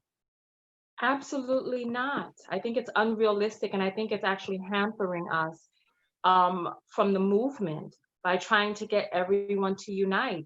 There are pockets of unity, and I think that we can find other like-minded people and continue with the pockets of unity and do what it is that we need to do. And in terms of, we're talking about bridging the gap and educating us. And then when I ask a question and then people shift it, I don't know why the colonizers were there, and I don't know why they didn't leave. And I don't know what it is that made them leave. I think that those are questions that are important. I was going to say the same thing, because it gets to the trauma of what was done on both sides. I think we have to ask those. And I know people don't want to hear that. But in order for us to understand the trauma that you are talking about in your country, we have to ask those questions, because once you start to take those pieces and put them together, you can unravel this knot. I know. CJ, let me ask you a question, CJ. Go ahead. Go ahead. Can I answer the question? On the trauma. Let me tell you Go how ahead. the trauma works, okay? So you were colonized by the British. The British have gone. They've been gone for about, what, 60 years? Yep. But you were economically at the bottom. You didn't have anything. You knew poverty all your life. There's no system working for you. There's no institution working for you. You fly across the pond. You come to the United States, and all you want to do is get and work and become somebody because you never felt like somebody back home. But see, like you just telling me that, I'm able to take that and wrap it into the story of who I am and my culture. I can draw those similarities and say, okay, so this is what they did to you. Here's what they did to us. I'm showing threads that we can go back. I'm showing you. Let me show you the part that I want to link it to what I said in the beginning. In the drive to want to become somebody and want to ascertain a certain status, I step on you and walk over you to get to where I want to get to, and I don't regard you as my brother. I regard you as I can understand. I can understand that now. I hold on. Just saying that you were colonized does not tell me the mindset that you had going through colonization. But you just saying that, I can tie that now into what I have learned about slavery, about how they took someone who was yellow and would put him in the house with the master, where someone who was dark like me had to be out in the field picking cotton. I can equate that to something similar and pull that into my universe and now assimilate that knowledge. So now when I'm talking to someone who is from a colonized country, I can start to realize and put myself in the mindset of where they're coming from and start to address the differences and the issues that we have with each other. Yeah, and to add to what Ekene said before Carl goes, I think the big thing was an economic reason. They took slaves to help build their economy. They Right. came back to Africa to take the natural resources, and when they said they left, they didn't really leave. They put some schemes and structures there to ensure that they continue to rip off of us. Congo has been at war for more than 40 years and counting. Warlords own different places, and they sell different minerals like cobalt. Every cell phone in the world has cobalt. All the material for making the airplanes are gotten from they get them from Central Africa. And so the whole idea is to continue to rip us up. If Africa ever decides to stand up, the world will shift. It will pretty much turn upside down. If African countries get themselves together and say, Africa shut their borders down tomorrow, economies would stop. Exactly. Okay, yeah, go, CJ, Carl. there's one. Okay, Carl, go ahead. Carl, Yeah, I mean, the question, control, CJ, it's control, right? So after 60 years of independence, it's still control. It's control by making sure that people who are governing the countries do not have the interests of the people at hand. Thomas Sankara. Thomas Sankara is a young general. I think Burkina Faso, what country it was. He was killed at 37. Why? Because he was still espousing this self-governance, this African centrism, this Pan-Africanism. It's control. And it still happens still today. Iraq and Iran. What happened there? The same kind of control. So it's But it's hard when you don't know where another person's coming from. Like my grandfather used to tell us all the time as kids, there's two sides to every story. There's your side, the other person's side, and somewhere in the middle is the truth. Right. Well, we have, you got Africa on one side and you got America on the other. And I think that when you sit back and you say, oh, well, that doesn't matter. No, it matters, because you have to get those similarities before I can start to understand where you're coming from. When you say, now that you said they came in and they stole the resources. Well, that's how Americans have felt for years, that they have stolen our resources here. They stole our money. They stole our labor. They stole our lives away from us. Those are still resources. We can we can start to make equations to what you are saying, and then we can start to say, okay, here's where we align on these issues. CJ, let me tell you one key difference. Okay? With colonization, right? Those who came stepped on our resources. Okay? With slavery, they stepped on you. Okay? So the person what was damaged with slavery was the African American. What was damaged with colonization was the resources of the land and the ability to manage it.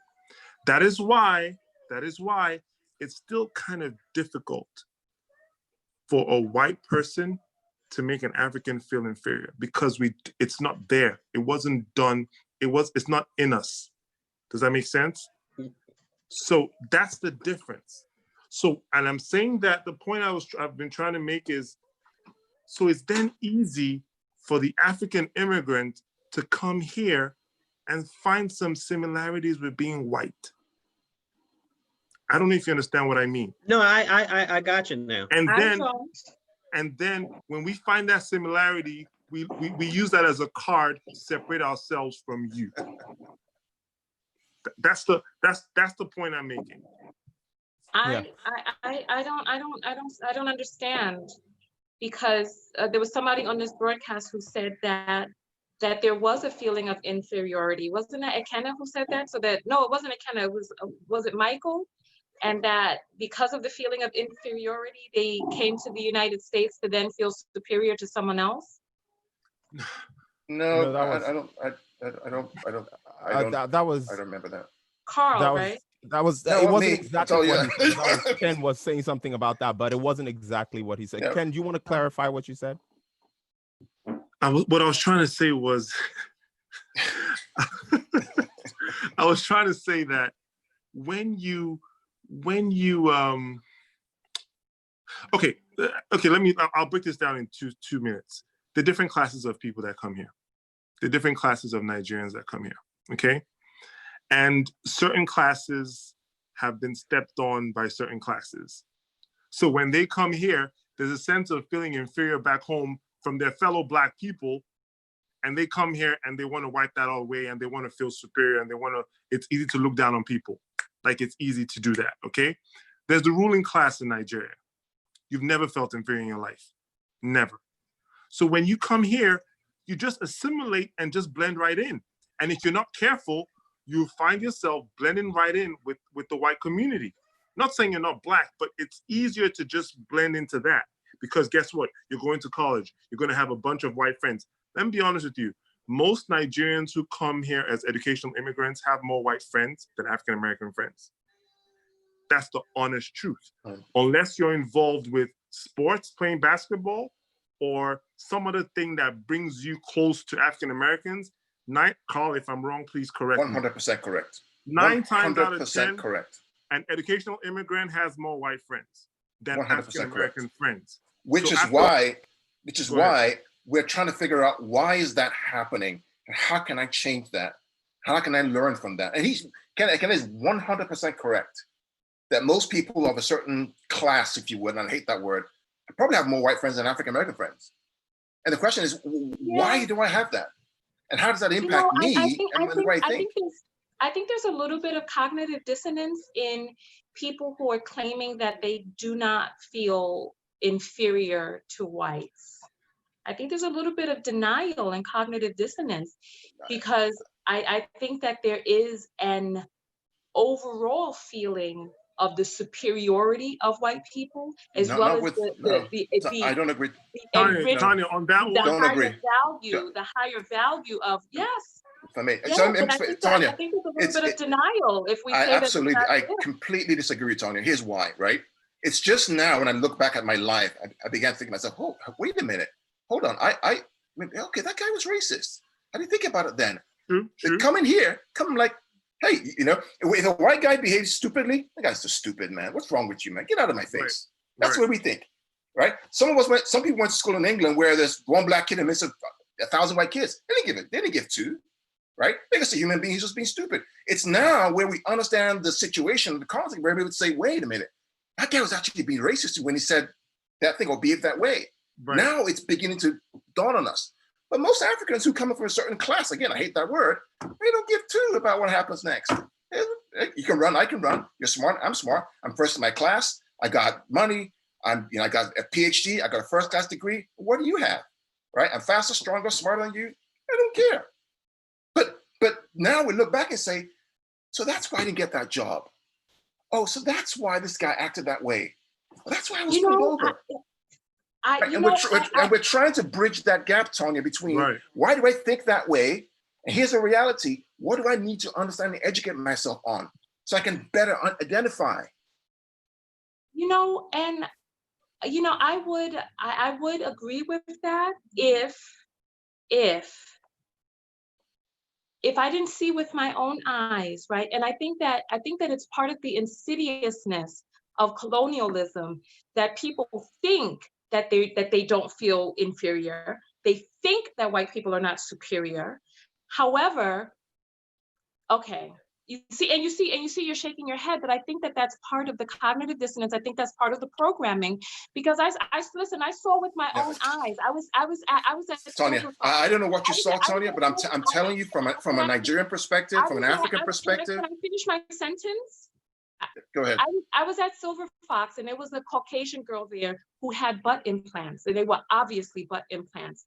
And when she came out, Black men from all over the club ran out and poured so much money on her that there was no money left for the Nigerian girls who came after her.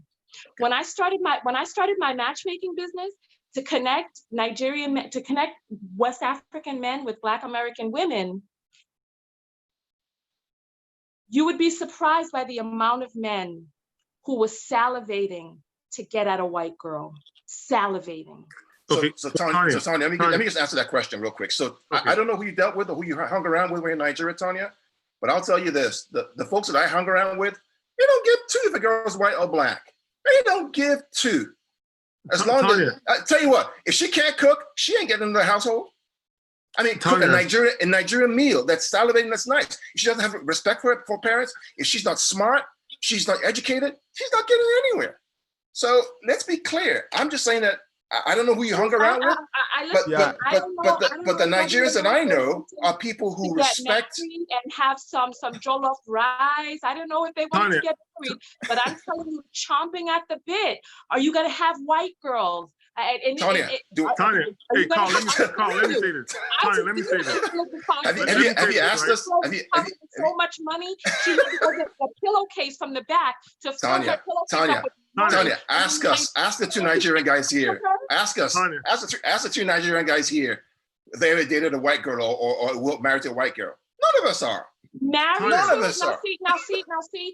Listen, if we're going to have an honest conversation and talk about bridging the gap, I didn't say anything about getting married, because as you know, the parents are the ones who are like, don't bring XYZ home. So there's a difference between what it is that you roll around with and what it is that you walk down the aisle with, because I'm telling you, chomping at the bit.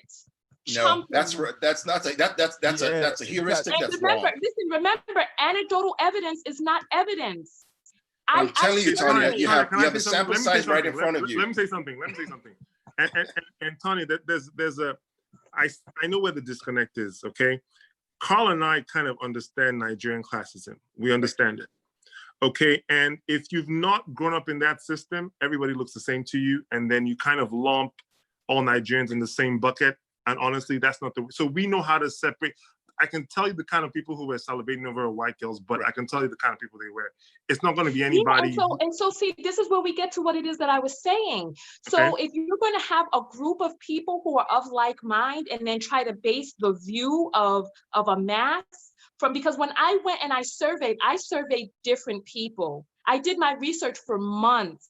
And I'm telling you, salivating for the chance to get at a person with non-melanated skin.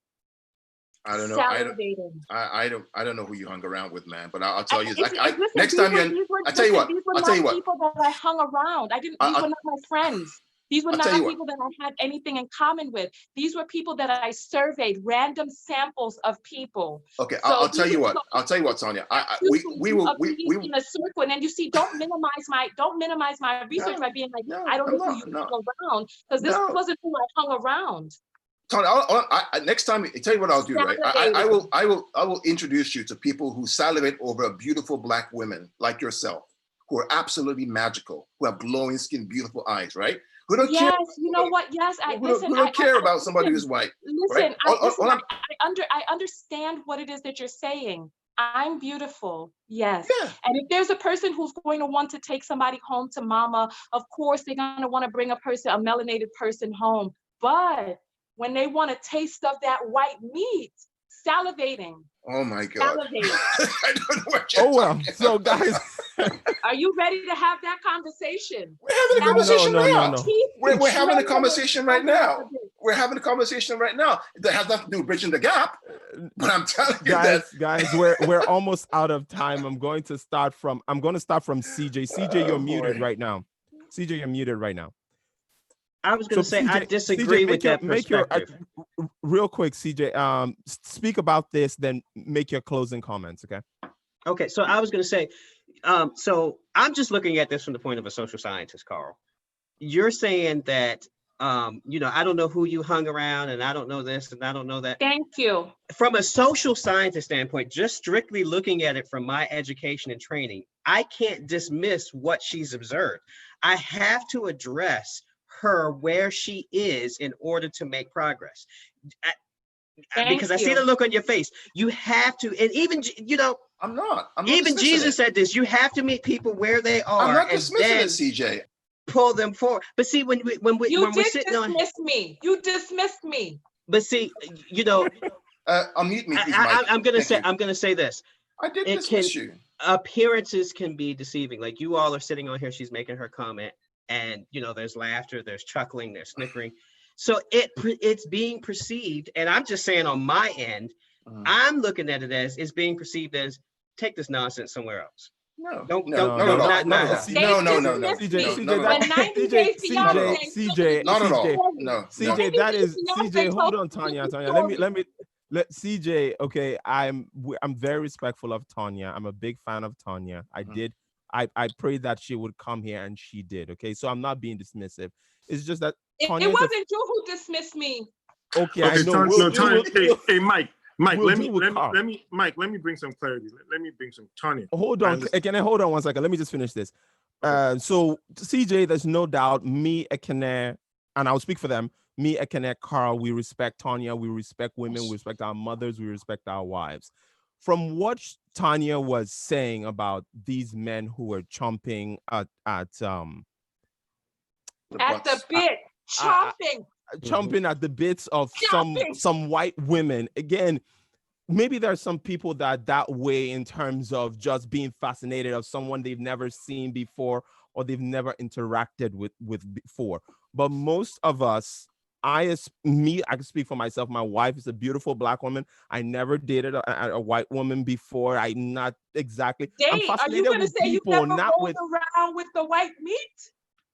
What? Are you going to say you never tasted of that white flesh? No, not interested. So CJ, go ahead with your point and finish up. But I just wanted to be clear that we're not trying to be dismissive of Tanya. No. But my point was just, so let's just say I just popped on here and she's making her point, and I see the snickering and the giggling and the laughing and like, oh, come on.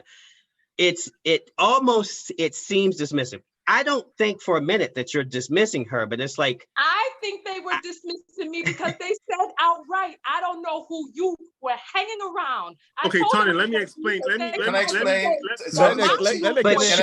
try to explain. Since it's towards me, let me explain. Okay, so this is where, again, we break down in our relationship, understanding where we are. When we talk, Black, Nigerians talk, we jest and we make fun of stuff like this. The fact that we're saying, who are you hanging around with, Joe?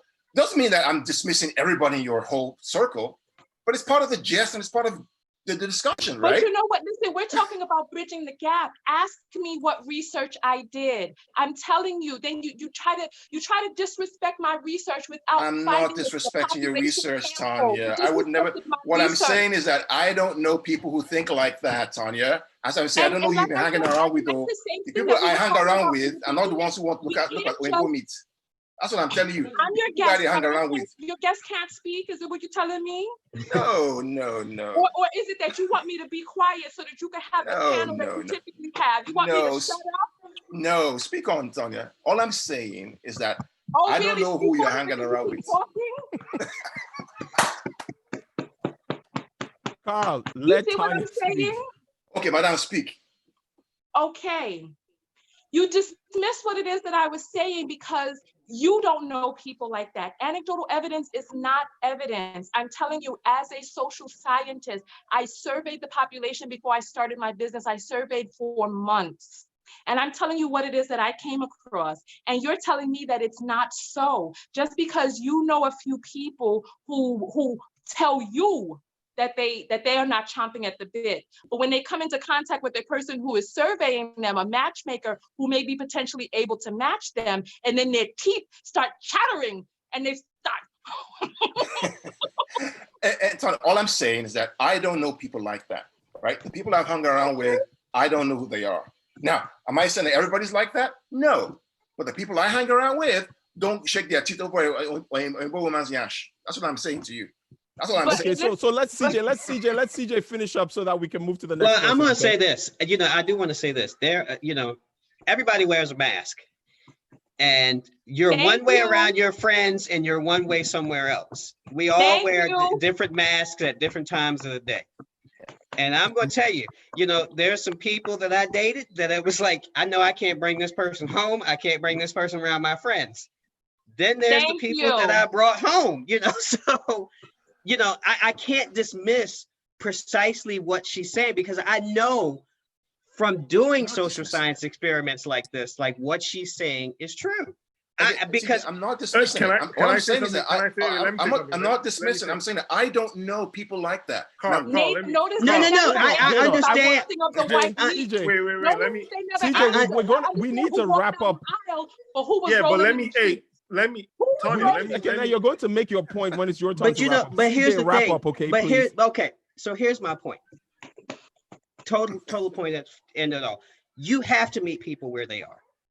You know, you have to be willing to answer the difficult questions, the silly questions, because to you or to me, a question may be silly. You know, I've looked at that. You know, they have that saying, "There's no stupid question." No, there are some, but I still have to answer it. Because my answer is going to determine potentially changing this person's mind.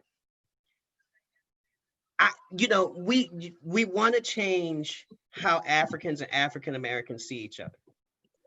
I have to agree to a certain extent. You can't just have everybody with a like mind at the table saying, "Yeah, you know, let's all go in this direction." You know, you can't. You know, one of the first things that we learned in social science was you have to have dissenting arguments. Because if you're around like-minded people, all you're going to get is the same thing. So when you do hit that dissenting argument, you're going to be lost. You're not going to know where they're coming from. I don't know how we went from bridging the gap to white meats. I don't know how we got here. But see that to me is still bridging the gap, because what she's saying is, I observe this, and what she's asking for is, can you explain to me why I'm observing this in my research? That's what she's looking for. And what's the sample size? What's the sample size? And what's the population that was looked at? Maybe. But see, those were not questions that were asked. Exactly. That was not asked. But the answer, my answer was from my population, Mike's last point for me. From my population, I haven't observed that. So now she has an opinion. I have an opinion, which is right. We don't know. Let Ekene go and then wrap up, Ekene. Yeah. Okay. So Tanya, let me explain. First of all, Carl was not being dismissive. He was just, it's a way of expression. He wasn't being dismissive to your research. But let me say this. He called my research people that I was hanging around. Okay, I apologize. But let me explain what I'm saying, right? What I'm saying is, you have to, we couldn't get into this today, but what you also have to hear that wasn't the topic is Nigerian classism. And what Carl was trying to say was, amongst his class, that would never happen.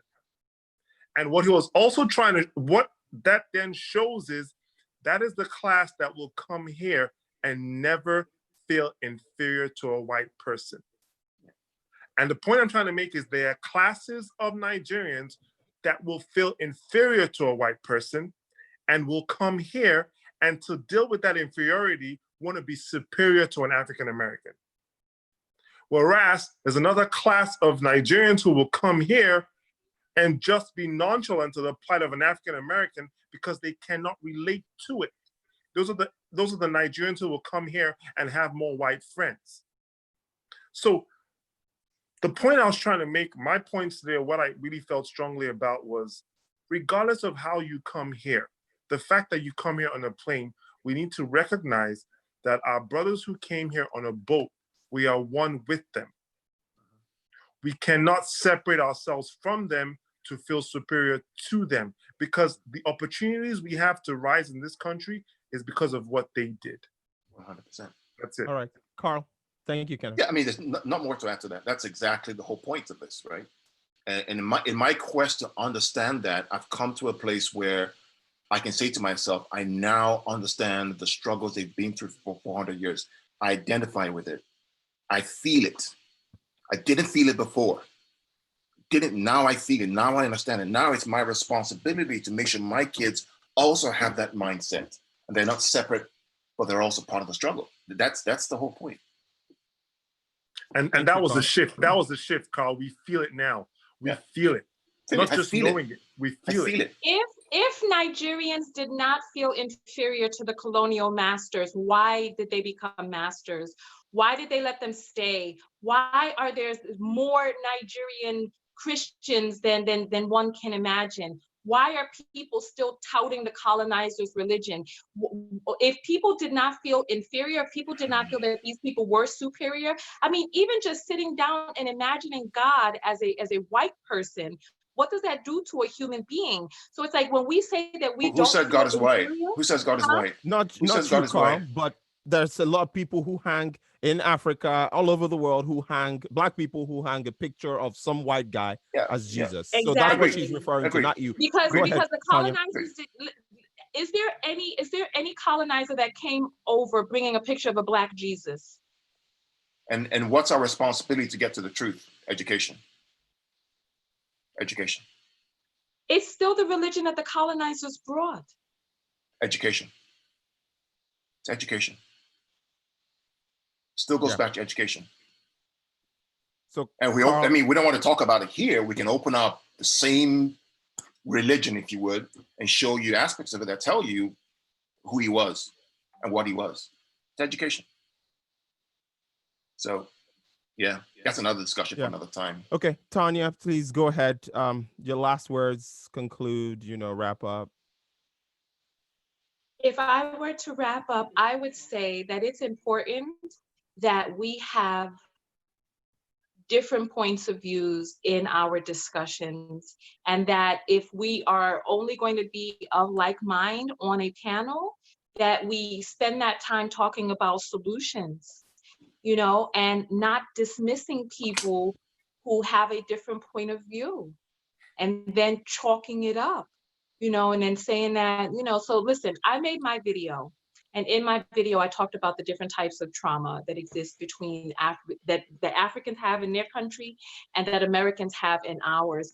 And I think that I feel like we can't really have an honest discussion when people are going to say things like that Nigerians don't feel inferior to white people, that they don't feel that white people are superior, yet were ruled by colonial masters and felt that the colonial masters did their country well and that did their country good. I interviewed one guy who said that the one mistake that the colonial masters made is that they left too soon because they brought the culture, they brought the civilization, and that Africans, I have the video up on my page, and that Africans were not good at governing themselves, that the white people are more gentle and all this other stuff. And so when we say that Nigerians don't feel inferior and that they come over here not feeling inferior, and that the reason that they assimilate with white people is because of that lack of feeling of inferiority, or that lack of feeling of being equal, I think that that's where we fool ourselves. And I think that there's I think there's some things that are deeply embedded that we're not addressing. I see you shaking your head. I see you. So go ahead. I mean,